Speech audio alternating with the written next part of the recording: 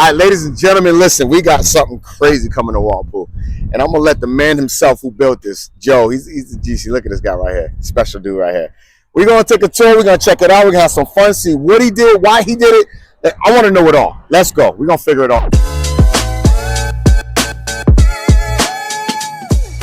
All right, man, I'm here with Joe, the king slayer of this beautiful home in Walpole.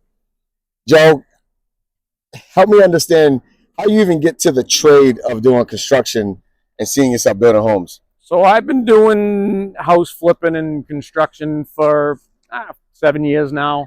I mean, my background is in a builder. I own a rental company in Norwood. I'm primarily a rental guy, but I just love working on houses and love doing excavation, site work, moving dirt, and just being outside doing things. Did you grow up around that field? I didn't grow up around that field, but I have a lot of friends that are builders, and I just started one day. We started with a buddy of mine who's a builder and flipped a couple houses, and I've just been going house to house, and I think I do a pretty good job. I think I build Based them. on your perception, I think I build them. I think I build them overkill. I think I build it overkill. I build it like I said, like I want to live there. I don't, a lot of people who build houses just, they're going to put up a spec house and that's it. So this was a custom design ranch. I came up with the design. The guy in Norwood drew up the plans for me. We came together with it, and then, we changed it as we went. So I think it came out nice. Yeah. I think it came out nice. So before you got to this house, right? Yep. How many houses have you built prior to getting to this big baby? I've done a ton of them. I've done a bunch of them. I can't even keep track, but everyone I've done is Norwood, Walpole area. I just stay in the area, and I live right now. I live in Walpole. I have a business in Norwood, so I'm not going anywhere. Whatever I do is built the way to have some pride and workmanship here. And are you married? Married with kids. Does your wife love your work? She likes it, yeah. She likes this house enough, she might move in. Does she like the time it requires? The time being away? This house, this house has been a lot of, so we lost a lot of time with the weather over the winter. I didn't get the foundation in this house in the ground probably till December, and I backfilled it right before Christmas, and I think the week after Christmas we started framing it. And as everybody knows, it's been raining in New England for a year now, so we lost a lot of time in January for framing. I don't think I finished framing till mid-February, end of February, and now with just the rushes on. And why is that so important though, that weather can hold up a project? Like, how does that hurt you? Weather, I mean, you can't frame, you can't climb ladders in the rain. You don't want to be framing in the rain, so there's only so fast you can go. So, are there costs when there's delays? Like, so let's say you're not doing anything, is it hurting you or? There's always delays. There's always costs with delays, but I mean, you want to get the job done. Once the house is weather tight, then you can take your time. Is the way I look at it. Mm-hmm. So it was a little late on getting the house weather tight, but it's weather tight now. Now I want to get it done. So the push is on. There's a lot of long hours here, just making sure everybody's lined up. But at this point, like I said, we're priming all the walls tomorrow, getting ready to paint. Most of the tile work's done, waiting for the marble to come in for the master bathroom. Right after that, the finish work's going to be started next week, and that will be it. Hardwood floors after that, and kitchen's coming in the end of the month. So we're going to wrap it up, get the landscaping done, which is going to require some time. So Joe, all sod in the backyard, irrigation, wood chips, nice, probably a 4 or 6 foot black fence, and then your basic trees, and we'll see exactly where we're at. Then out front will be nice. We'll put a lot of trees and plants. Down the side of the yard is going to be fenced. Driveway is 220 feet. And that's about it. This is it. Beautiful day back here, as you can see. Yeah. Back there, anyone doesn't know the area, that's Walpole Country Club. You can walk right through the woods and watch them play golf. Nice and quiet back here. So, Joe, question for you. What makes, on this journey, you've been on this journey now for, how long have you owned this property? This property I purchased, I think I purchased this one in November. November of last year, so you've owned it for some time now. So November 20, November 23. So it's been 6 months now. So I'm sure there's been ups and downs. What has been the most actually exciting part of this journey? Most exciting part of the journey was when the foundation probably was in the ground. And why is that? That's the hardest part, is getting the foundation in before the cold weather when you build in the winter. So we actually had some good weather in December, so it worked out good. But like I said, we were behind. We were just behind, and then the weather threw us behind. But we're right on schedule now. Yeah. Should be ready second week of June, I would think, maybe. Second week of June. Ready for what? Ready, could be sale or move in. All right. I mean, once again, I don't know. There's not a lot of ranches in town. I haven't seen any custom built ranches, so I think it's a great design. I think for a family of 4 or 5, I mean, there's plenty of room in here for everyone. You got the basement, you got the upstairs, you got a whole backyard. Hey, if you want to put an in-ground pool in, you got plenty of room to do whatever you want. 400 amp electric, so plenty of electric to put a panel out here for your pool, your hot tub, and you can just set up a nice backyard. And you could put a sports court back here, basketball. Sky's the limit back here. So what's next for Joe, right? Let's say Joe either moves in or gets this sold to another happy family. What's next? Like, what does Joe feel? If Joe sells this house, Joe will be on the search for another house to build in Walpole.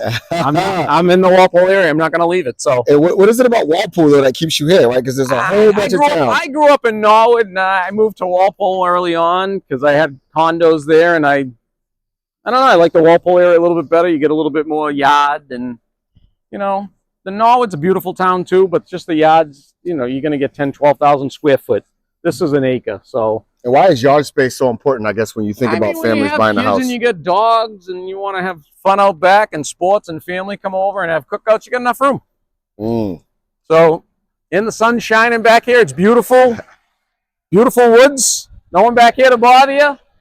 Just a great day. Joe, you're looking like you love this property. The property's nice. I'm going to tell you. It's built. I put a lot of work into this. I've had some sleepless nights in the last couple of weeks trying to get things done and wrapped up and put together, and it's come together good, I think, now. Good. I think we're at a good spot now. Like I said, we're going to start priming tomorrow. We just bought 40 gallons of paint and sealing paint and primer for the painters for tomorrow, and then that's it. We're going to go one neutral color. I guess Revere Pewter was the color a few years back. Going with something a little bit lighter now. Be one color, though. No painting rooms, different colors, all one color. It'll either be like a off gray or like all white.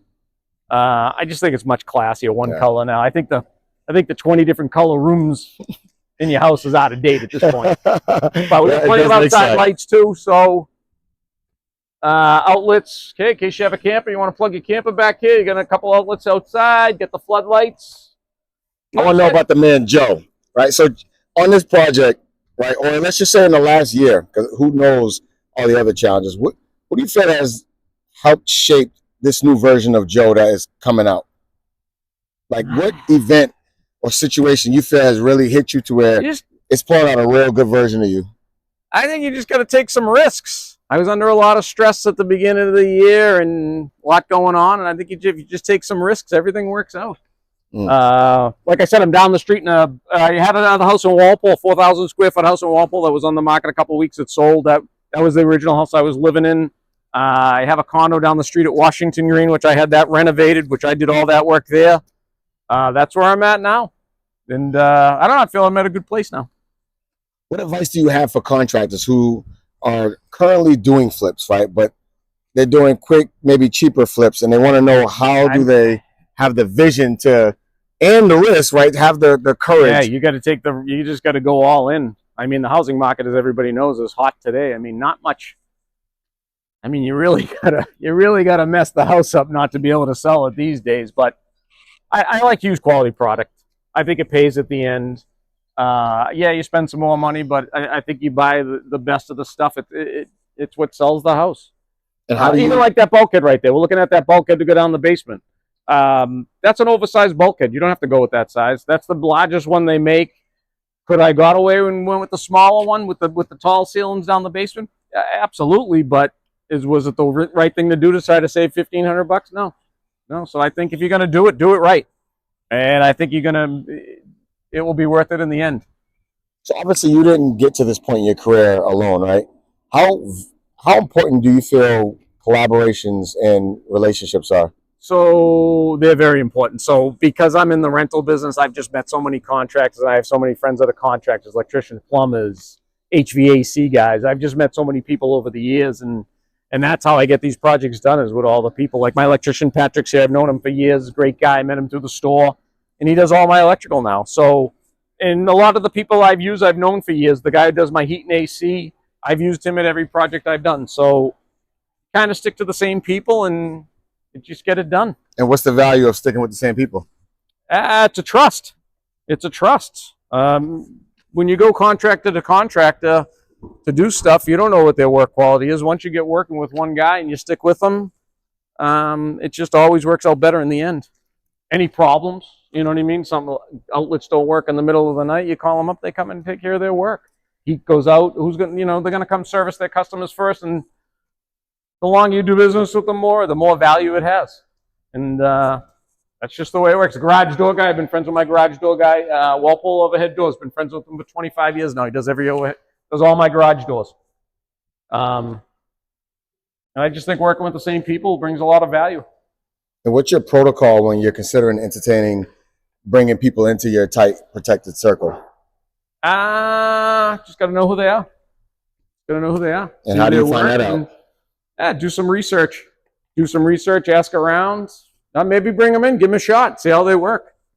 Is all you can do. You'll know immediately how they work. I mean, I like to keep my house, and it's a mess now. I try to keep this house spotless at all times. So anyone who does any work here, they know what type of person you are. Like, I try to keep it spotless, but like I said, it's a mess now. The tile guys are in there now tiling, but I try to make everybody clean up after they're done, and then, you know, the product's always clean in the end. But I'm pretty happy with this one. I think this is a good build, and I don't think you're going to find this anywhere around here. There's not many ranches, like I said, for sale that have some size to them. You know, you can probably get a 1,400 square foot ranch in Norwood if you want, but you're not going to find one of this magnitude, I don't think. What's something you would coach or advise sellers who are thinking about buying a lot to build their own home? Just have a lot of time and patience. It's a lot of time, really. You got to be able to. You got to be able to deal with people. You got to stay on top of people. You can't. If you hesitate and wait and just do too much price shopping and you don't have any contractors, it takes time. Some people take a year to build this house. 14 months. I'd say we're just about, from the time we broke ground, 6 to 7 months max. So it went pretty good. And, I stayed on top of everybody. We got it done. So how do you choose what clients you decide to work with or build for? So most of my building I do for myself and then just sell it. So whatever I build, sometimes I'll go house to house. This house, like I said, I built exactly the way I wanted it and what I thought everyone else would want. Like I said, I could move in here, I could sell it. But I usually build them for myself on how I'd be. I just did another one in Norwood last year that came out beautiful. That was a full remodel. That was 2,500 square feet. That one took a little time. We had a few delays on that one, just a few problems and headaches, but just got to work through it and move on. But this house is, I'm proud of this house. I didn't pull out any stops in this house. Everything is going to be beautiful in this house. I mean, wait till you see the finish work coming in here, crown molding and everywhere. It's gonna be a beautiful house. And the layout is, this is a pretty good layout. So pretty damn good layout. I think with a little tweaking, like I said, I was supposed to have a farmer's porch on there, and then I thought about it. We're not in the farm country, so I mean, I took the farmer's porch out, made the front of the house bigger, and I think it paid off. I think it's a lot nicer the way it is now. I mean, the only 2 rooms you use in your house are the kitchen and the family room. This is where everyone comes. Everyone comes and eats. Everyone comes and watches TV. So what else do you want? I mean, this becomes literally one of those most important places in the home. We're gonna have the island here. That's gonna be, it's 8 feet wide, 8 feet deep. 5 bar stools I set it up for. Then we're gonna have a table over there. I mean, look at the size of the table we can have over here. What do we got? 10, 12 feet long. I don't know, 10, 14 people at the table. So we got the table, the island, we got the backyard. What a place to entertain. Everyone come on over. Double wide 72-inch fridge. It's going to be great. I think this is going to be. I think this is going to be a house that sells fast. If I decide to sell it, I'll move in. We'll see. We'll see. I think when you come in here and you see what goes on. So Joe's tempting. He's tempting the world because it could or could not be an opportunity. I mean, most builders don't put 120 recessed lights in their house. Absolutely. You know, I mean, that's the first thing I noticed was like, all right, you're doing things a little different. Yeah, we're going to light up Broadway. I mean, everybody loves recessed lights. You can never have enough. I don't think you can. I mean, as you can see, you know, the pennants for the island and, you know, the basic stuff that everybody does. That's the 48-inch custom vent hood, 12-inch vent. It's going to be stacked outside. And that's it. All right. This is it. So, so tell me who you are, your business again, and leave us with something. Joe Santino, born and raised in Norwood, have a business in Norwood for the last 35 years. What's the business name? All Season Rental. It's homeowner / contractor rent-a-center, tent tables, chairs, and then construction equipment. And what's one thing you want to leave everyone with? Something that will help make them a better person, or think better, or achieve higher. Just think positive. Think positive, and don't be afraid to go after your dreams. Anything is doable with a little bit of hard work and effort, is what I say. Boom. There you go. Joe, my man.